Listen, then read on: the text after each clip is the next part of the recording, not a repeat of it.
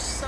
Tämän päivän suunnittelma on mulle teillä näyttää, miten tehdä erilaisista puutarhapuista ja pensaista rento, pouho, romanttinen kukkakimppu.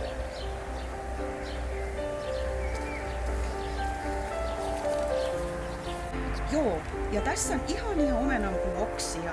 Ja näissä omenanpuuoksissa mulla on nyppinyt lehtet pois, että tämä kasvin kauneus tulisi paremmin esille.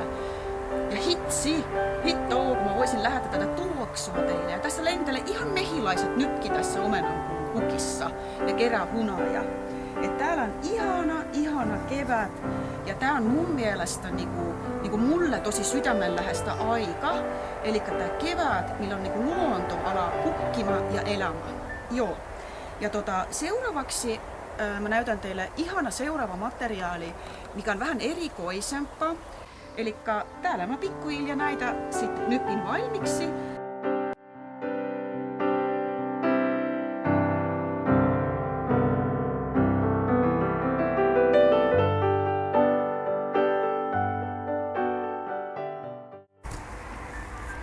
Elikkä minä pidän sen takia nämä omenapuoksat tässä vedessä, koska ne kestää silloin paremmin. Sidonatekniikassa aina olen opettanut ja tulen opettamaan sitä, että miten saada ilmavuutta. Eli periaatteessa tämä on niin kuin kampajat käytä. Minun ystävä kameran takana on kampaja ollut 20 vuotta ja hän opetti mulle, miten saada tuuheutta juuksiin. Eli tuppeerataan juuksen juuri, sama kukassa, laitetaan kukka siihen väliin pohja ja sitten voi ihan rennon ranteen asettaa toisen kukkaan tänne ja sitten se kulma muuttuu oikeaksi. Ja kun haluaa vielä enempää tämän kulman alas, sitten voi lisätä vaan tänne materiaaleja.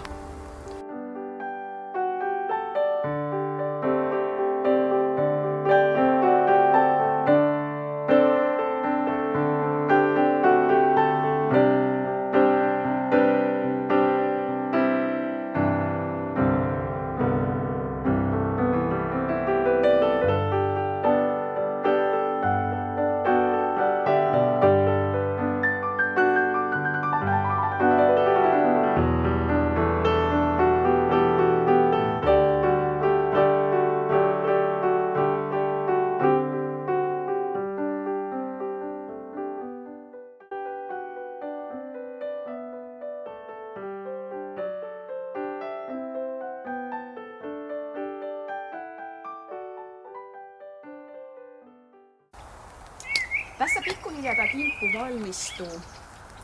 Ja mä en tiedänyt vielä etukäteen, että mikä muotoinen tästä tulee, mutta mä ajattelin, että mulla on ihana malli tässä. Että hän on tommonen todella siro ja kaunis nainen. Ja nykyaikana pouho on todella tyylikkäs.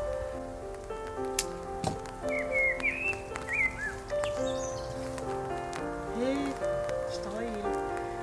Tää puoli.